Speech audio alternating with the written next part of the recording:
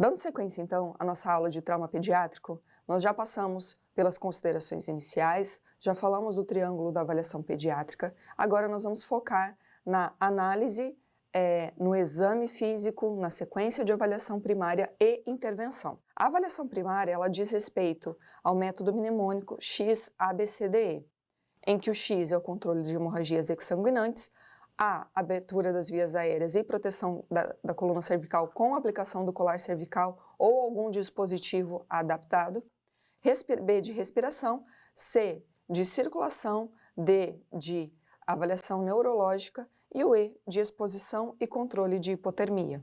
Em todas essas etapas da avaliação primária, nós precisamos lembrar de dois pontos principais. O primeiro é que o trabalho em equipe é dinâmico. Então, enquanto o médico aborda a via aérea do paciente, faz o controle da coluna cervical e já inicia a avaliação do A e do B, o enfermeiro ele vai focar a sua ação no controle da hemorragia, para que nenhuma situação que possa colocar em risco a vida da criança passe despercebida. Então, enquanto um aborda o A, o outro vai fazer a abordagem do X, buscando fontes de sangramento exsanguinante e fazendo o controle. Toda vez que nós identificamos uma lesão e que precisa de intervenção, nós vamos identificar, consequentemente, tratar este problema, intervir neste problema e reavaliar a sua resposta em todas as etapas. Isso é extremamente importante, porque não adianta eu fazer uma intervenção se eu não reavaliei, se eu não verifiquei se aquilo teve um êxito, se alcançou o que eu esperava em relação àquela intervenção. Então, para ficar cortical na nossa cabeça, identifico a lesão, intervenho, reavalio. E o trabalho é em equipe e dinâmico. Em relação ao controle de hemorragia exsanguinante, no X a gente vai lançar mão das mesmas estratégias de controle de hemorragia que nós utilizamos no adulto. Ou seja, iniciaremos com compressão manual direta e partiremos para a aplicação de torniquetes caso tenhamos sangramentos exsanguinantes em extremidades com sangramentos visivelmente arteriais.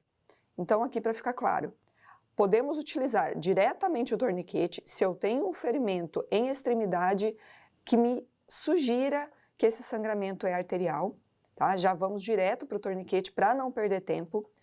Agora, caso eu não tenha essa certeza, eu posso iniciar pela compressão manual direta.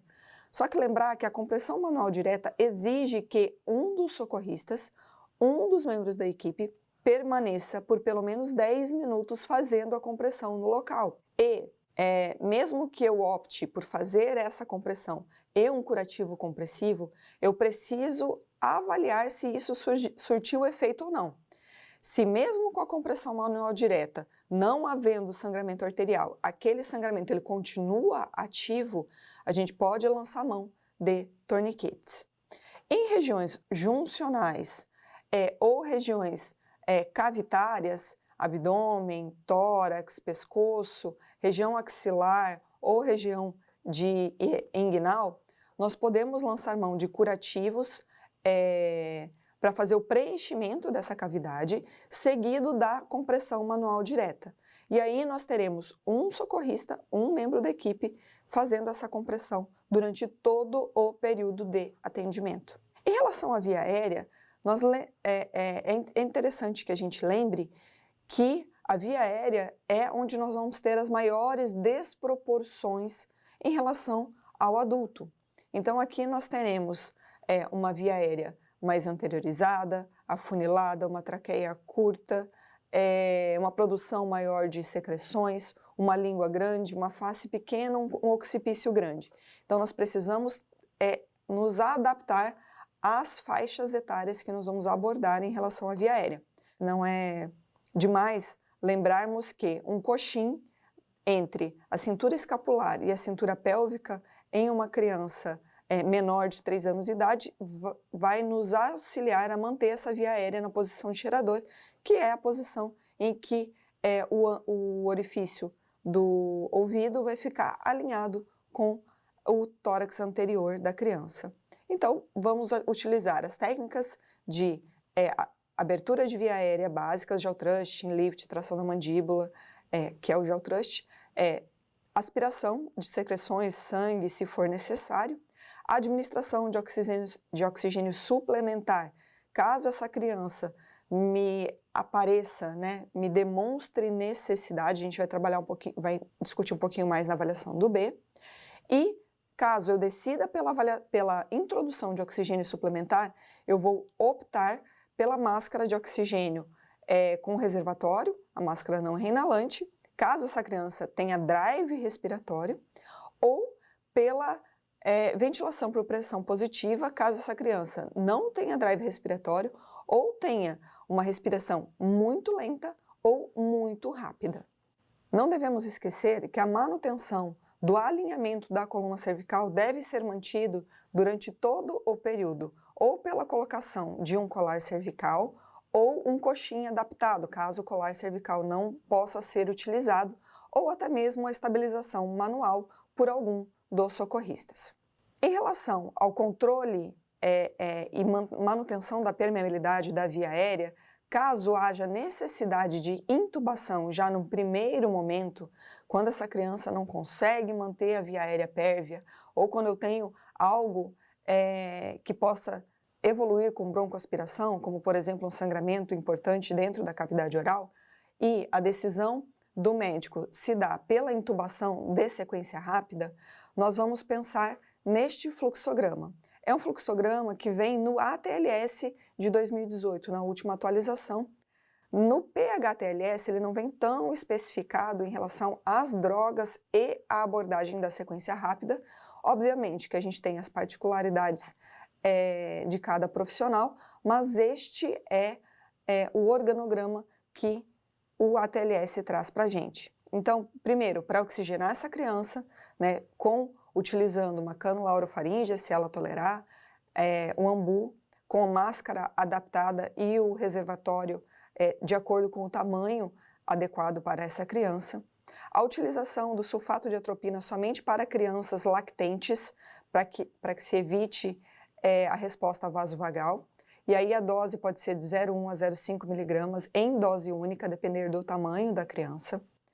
Em segundo lugar, nós vamos sedar esta criança, lembrar em considerar que essa criança pode estar hipovolêmica em decorrência de um choque hemorrágico, ou se eu não tenho uma suspeita de choque hemorrágico, se ela é uma criança normovolêmica, eu vou adaptar as dosagens dessas medicações. Estando hipovolêmica, a droga de escolha seria o etomidato, que não tem uma repercussão tão grande hemodinâmica em relação à hipotensão dessa criança. A dose tanto do etomidato quanto do midazolam, que é mais rotineiro, é de 0,1 miligramas por quilo. Ou, se essa criança estiver normovolêmica, eu não tenho suspeita de choque, posso aumentar a dose para 0,3 miligramas por quilo, no caso do etomidato. Em seguida, a gente pode lançar mão de agentes curarizantes, paralisantes. Na nossa realidade, a droga que nós temos disponível é a succinilcolina, mas outras drogas como vecurônio, rocurônio podem ser utilizadas. O que eu estou trazendo aqui para vocês é a dose da succinilcolina, que é a nossa realidade. Crianças com menos de 10 quilos a gente vai utilizar 2 miligramas por quilo e maior de 10 quilos 1 miligrama por quilo. A partir do momento que essas drogas foram administradas e que nós observamos os tempos de ação de cada droga, nós vamos proceder, obviamente, o médico em relação à intubação e o enfermeiro auxiliando a esse processo de intubação e verificação da posição do tubo. Armadilhas que a gente pode encontrar no manuseio da via aérea avançada dessa criança. O deslocamento, a gente pode lançar mão do método mnemônico DOP, para pensar no porquê que aquela criança não melhorou após a intubação, né? Primeiro, deslocamento do tubo. Segundo, obstrução por algum corpo estranho ou por alguma rolha neste tubo ou por algum coágulo de sangue. Pneumotórax, P de pneumotórax, que pode ser hipertensivo ou um pneumotórax simples. E o E do equipamento, o equipamento que não está funcionando adequadamente, por exemplo, um cuff furado, né, que não está vedando a via aérea de maneira adequada. Planos alternativos a uma via aérea avançada. A via aérea avançada foi proposta, porém não obteve êxito na obtenção dessa via aérea avançada. O que nós temos de plano alternativo? Primeiro, a máscara laríngea, ela é uma boa alternativa, né, até que a gente possa levar essa criança para um local onde a via aérea pode ser alcançada por um profissional de maior experiência, né, considerando todas as particularidades da via aérea pediátrica. Então, a máscara laríngea ela pode ser utilizada desde neonatos, desde lactentes, até crianças maiores. Nós temos tamanhos, desde o tamanho 1, que é para crianças em torno de 3 quilos, até o tamanho 5, crianças com aproximadamente 70 quilos, que a gente já trataria como adulto. A crico por punção, ela pode ser utilizada nas crianças, considerando que o tempo é um fator limitante.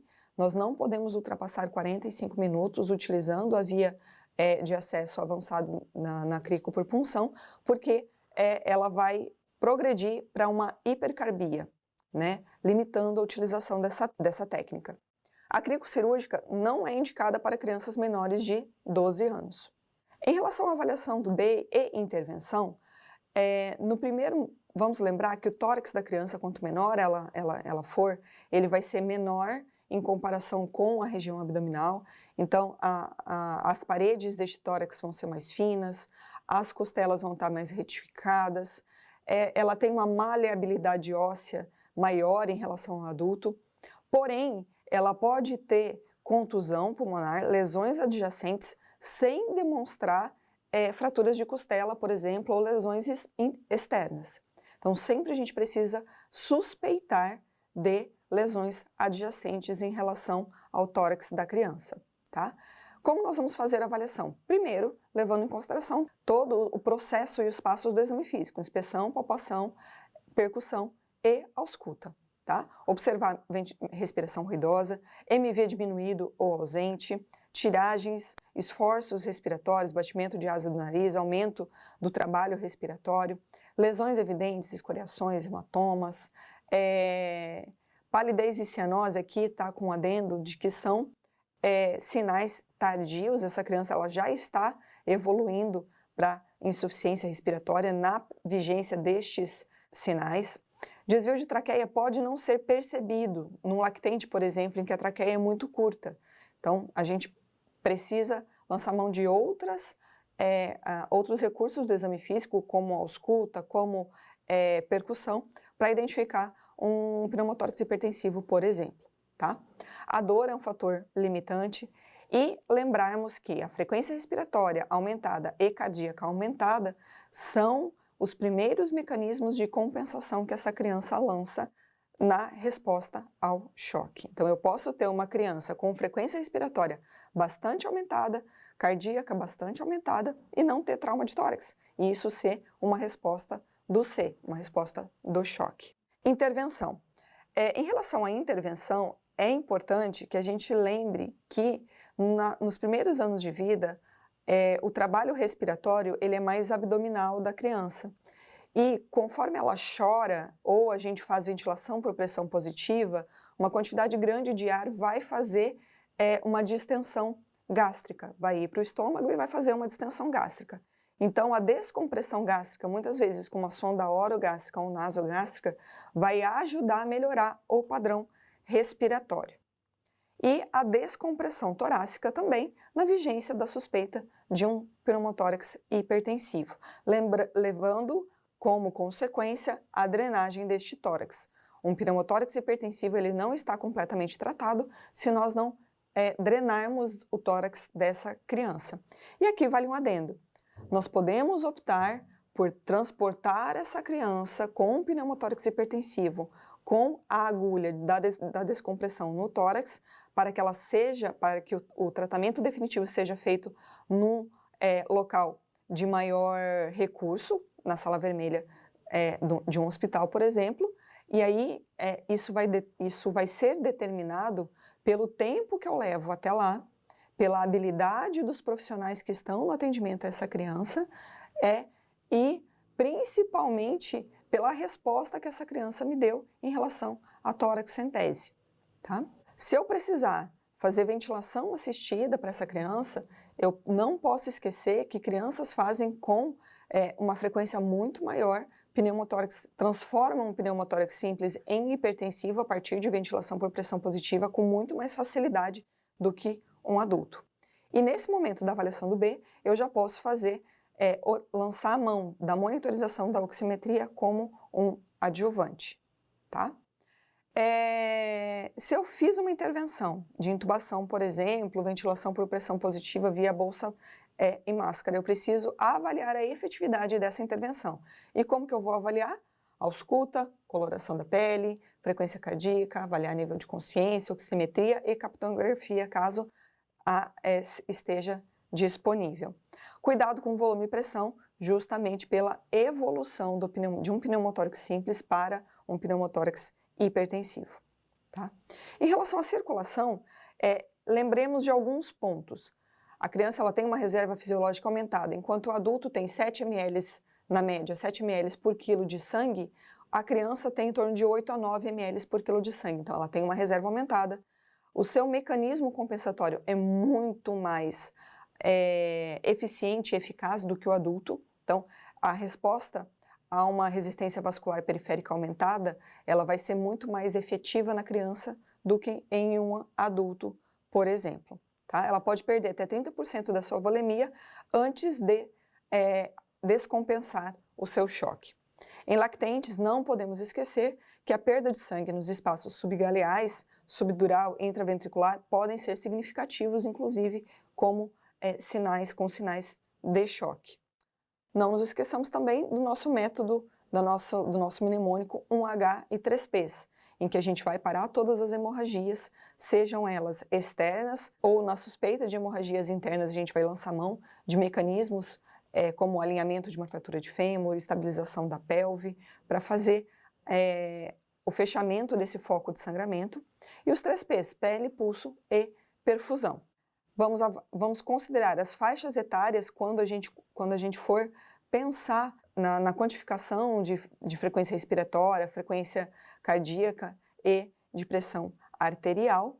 E aqui a gente pode ter, de acordo com os sistemas, respostas em decorrência de perdas sanguíneas. Essa tabela é uma tabela clássica que todo mundo conhece, em que a gente tem choques baseados na porcentagem de perda de sangue e os sinais e os sintomas que eu vou encontrar no sistema cardiovascular, sistema nervoso central, pele e débito urinário. Então aqui, num primeiro momento, a gente tem uma perda sanguínea leve, em que a criança ela pode ter um aumento discreto da frequência cardíaca, pulsos periféricos finos, porém ainda palpáveis, né, uma pressão de pulso normal, uma pressão sistólica normal, algum grau de ansiedade, de irritação ou de confusão no sistema nervoso central. Pele pode se apresentar fria, com turgor diminuído e um tempo de enchimento capilar lento. Débito urinário, para a gente do pré-hospitalar, é muito difícil de avaliar, mas ele é um bom parâmetro de avaliação, tanto para perda sanguínea quanto de efetividade da reposição volêmica. Quando eu tenho perdas sanguíneas moderadas de 30% a 45% ou perdas sanguíneas graves com maior de 45% de perda de volemia, eu vou ter uma piora de todos esses sinais. Então a gente precisa estar reavaliando constantemente todos esses parâmetros durante o nosso atendimento. Em relação à avaliação e à intervenção, a gente sempre vai focar na contenção da hemorragia, parar o sangramento, no suporte de oxigênio, caso haja necessidade, e na reposição volêmica para essa criança. Como que a gente vai fazer a reposição volêmica? Via acesso intraósseo ou acesso periférico. Nós vamos fazer com soro Ringer lactato, preferencialmente aquecido, né? E o Ringer lactato como uma preferência, porém não se exclui a possibilidade do fisiológico, a um volume de 20 ml hora, tá? O último protocolo, ele traz para a gente a seguinte recomendação. fiz um bolus de 20 ml por quilo para essa criança. Se essa criança teve uma resposta transitória ou não me deu nenhuma resposta em relação à melhoria dos sinais apresentados nesta tabela, nós já vamos considerar a possibilidade de entrar com hemoderivado, com sangue naquela proporção de 1 para 1 para 1, tá? Já num segundo bolus. Porém, se nós no pré-hospitalar que não temos acesso a hemoderivado, obviamente que a gente vai fazer um segundo bolus de 20 ml por quilo. Porém, nós não podemos perder tempo na cena buscando um acesso venoso caso essa criança esteja num choque grave que não me deu resposta a uma primeira infusão de volume. O deslocamento para o tratamento definitivo precisa ser rápido, precisa ser ágil, porque o que essa criança precisa e que vai fazer diferença para a vida dela é a infusão de sangue o mais rápido possível. E o fechamento, obviamente, da fonte de sangramento de maneira cirúrgica. Não nos esqueçamos também de fazer a glicemia capilar ainda aqui nessa etapa de avaliação. Porque para manter um padrão, para manter uma compensação de todos os seus sinais vitais, a criança gasta muita energia. Então ela pode fazer quadros de hipoglicemia em decorrência desse gasto energético. Tá? Em relação ao acesso venoso e à intraóssea, a gente já conversou lá no suporte avançado de vida, porém aqui a gente vai reforçar alguns conceitos. Eu vou partir para o intraósseo caso eu não consiga 2 tentativas no acesso venoso periférico, tá? O nosso dispositivo, o BIG, ele tem indicação de punção tibial, então eu tenho um dispositivo e eu tenho apenas um local que eu possa estar utilizando esse dispositivo, tá?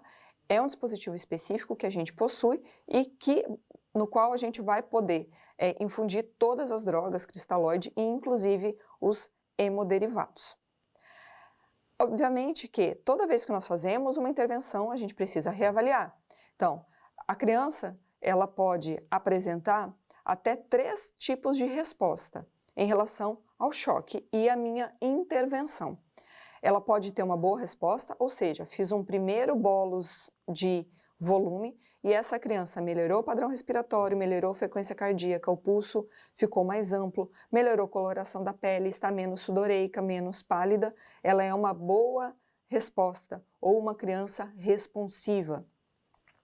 Agora, eu fiz 20 ml no primeiro bolus, essa criança melhorou, porém ela voltou a ter uma piora dos sinais, nos sinais clínicos de choque, a gente classifica isso como uma resposta transitória.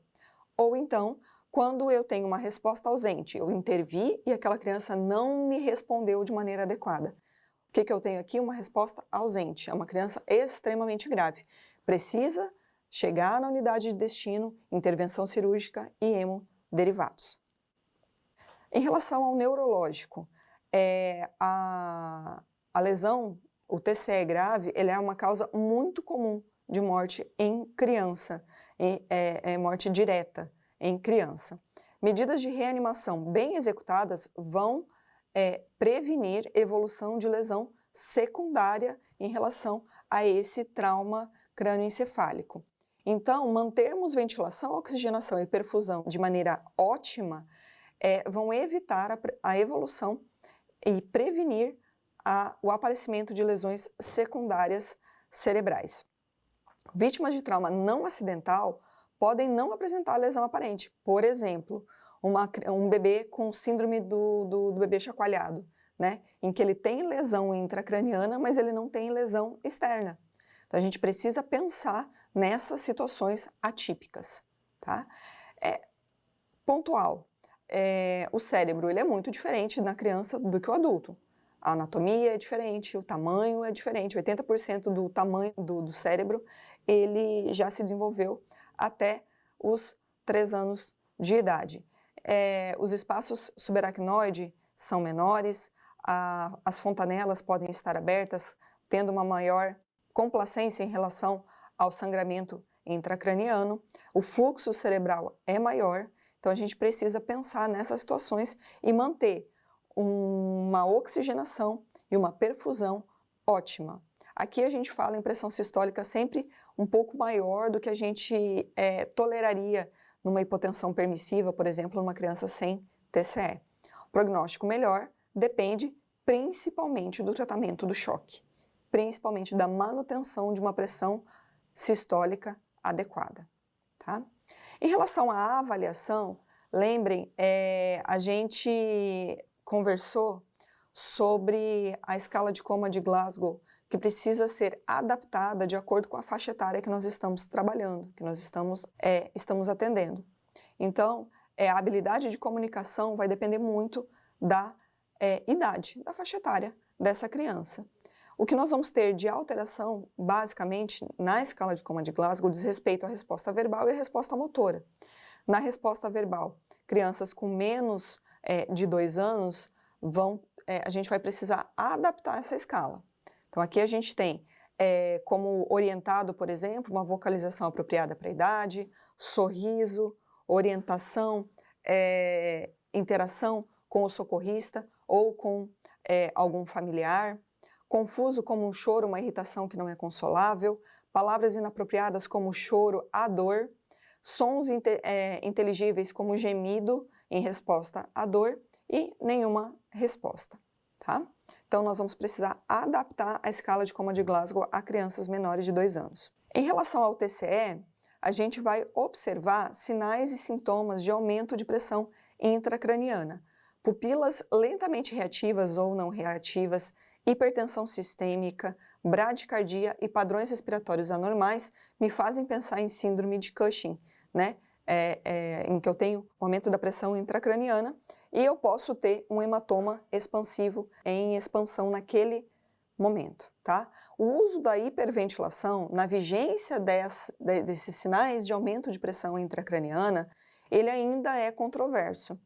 Porém, se o seu deslocamento for muito longo até o local de destino e você tem certeza que aquela criança está apresentando aumento da pressão intracraniana, com base nesses sinais que a gente já falou, você pode precisar fazer uma hiperventilação. E aí, essa hiperventilação você vai fazer utilizando mais ou menos 25 ventilações por minuto para a criança e 30 ventilações para o lactente. Manitol, soluções salinas hipertônicas também são drogas bastante controversas no uso de um pré-hospitalar. Muitas vezes, se o nosso transporte é rápido, é mais interessante que essa conduta seja tomada pelo profissional na unidade de destino, porque ele tem condições de encaminhar essa criança mais rapidamente para uma descompressão, para um tratamento definitivo com o neurocirúrgico, tá? Benzodiazepínicos podem ser usados e devem ser usados porque as crises convulsivas precisam ser controladas porque elas aumentam o edema cerebral. Então, na vigência de crises convulsivas, devemos tratar agressivamente essas crises. O melhor tratamento para as lesões intracranianas, lesões cerebrais, é nós mantermos uma oxigenação ótima, uma pressão sistólica ótima, pensando na prevenção da lesão secundária. Então, a hipotensão ela é altamente deletéria para o tecido nervoso cerebral. Então, a gente precisa manter o controle da pressão intracraniana, mas também, ao mesmo tempo, um fluxo e uma perfusão cerebral adequados a partir de um tratamento otimizado do A, do B e do C. Em relação à exposição, nós temos maior risco de hipotermia nessas crianças e uma maior resposta ruim em relação à hipotermia, tá? Pensando na tríade da morte, em que você tem hipotermia, alteração dos fatores de coagulação, essa criança sangra mais, quanto mais sangra, mais hipotermia ela vai fazer, e aí ela entra num ciclo de tríade altamente deletéria. Tá? A prevenção da hipotermia é essencial. Não podemos esquecer do ponto de cabeça ser um grande dispersor de calor nos lactentes e precisamos proteger esta região, tá bom? O controle da hipotermia pode ser realizado com a introdução de fluidos aquecidos durante a reanimação no seio. Controle da dor. O paciente pediátrico, ele é tradicionalmente e cientificamente subtratado em relação à dor. Então, crianças graves, principalmente, nós não nos preocupamos tradicionalmente com a dor dessa criança. Porém, a dor piora piora o seu estado geral, ela faz mais taquipneia, aumenta a frequência cardíaca, a resposta neurológica dessa criança vai estar diferente em relação se ela está sentindo dor. E nós precisamos incluir no nosso cronograma de atendimento à criança a analgesia, tá? Principalmente se essa criança tem fraturas de extremidades que provocam grande dor. As doses da analgesia com narcóticos devem ser adequadamente tituladas e nós temos uma tabela e os aplicativos podem ser grandes aliados nesse momento da titulação dessas doses. Imobilizações. Precisamos adaptar, a depender do tamanho da criança, as nossas imobilizações. Podemos, por exemplo, utilizar um CAD para imobilizar uma criança pequena ou utilizar coxins com lençóis, cobertores para preencher os espaços na prancha. O importante é que essa criança tenha a sua coluna, tenha os seus membros alinhados, tenha toda a atenção que ela merece em relação à imobilização de suas lesões. É incomum que crianças apresentem traumas raquimedulares. Porém, a literatura fala em torno de 5% de traumas raquimedulares em crianças traumatizadas. Porém, ela pode apresentar lesões medulares sem nenhuma alteração radiológica na coluna, evidenciando uma fratura ou luxações. Então, ela pode ter lesões medulares independente de um raio-x normal, tá? Aqui nós temos uma adaptação de imobilização bastante feliz de uma colega, da Maria Estela, em que utilizou o CAD para fazer a mobilização da coluna cervical dessa criança, pegando desde a cabeça até a cintura pélvica e promovendo conforto. Quanto mais confortável, quanto mais essa criança estiver acolhida, menos trabalho essa criança vai dar para se manter alinhada. Aqui também a importância da humanização em relação à contactuação, à comunicação que a gente vai ter com essa criança. Vamos precisar fazer adaptações, o conforto dessa criança é importante, a utilização de coxins, o apoio emocional e principalmente um familiar. Uma criança com alguém que ele reconhece por perto tende a ficar mais calma. Não podemos deixar de falar que qualquer criança que apresente lesões intencionais é considerada vítima de abuso, que a gente precisa manter um alto índice de suspeição em relação a casos de abuso, de casos de violência e devemos notificar as unidades que vão receber essa criança na vigência dessa suspeita. Os registros precisam ser minuciosos, dos achados que nós encontrarmos que são incompatíveis com a história contada ou com as lesões que nós estamos encontrando. Existe uma escala de trauma pediátrico que é uma escala preditora de gravidade. Não é obrigatório que a gente faça a quantificação dessa escala, mas é um dado importante para a gente predizer, correlacionar com maior ou menor índice de mortalidade do nosso paciente. Ela leva em consideração componentes como peso, via aérea, pressão sistólica, nível de consciência, fratura e lesões cutâneas. E ela tem em suas escalas pontos que vão desde -6 até 12. E quanto menor a pontuação, maior a taxa de mortalidade desse nosso cliente. Então, nos estudos originais e de validação dessa escala, nenhuma morte foi observada com pacientes com pontuação maior do que 8 na escala de trauma pediátrico. Nós encerramos aqui a avaliação primária e daremos continuidade em relação à avaliação secundária, que diz respeito a uma criança estável hemodinamicamente, e ela estando estável, nós poderemos fazer a avaliação secundária. Caso contrário, nós vamos focar as nossas forças e os nossos recursos na manutenção da estabilidade hemodinâmica dessa criança até o local de destino, fazendo a avaliação primária, avaliando, intervindo e reavaliando.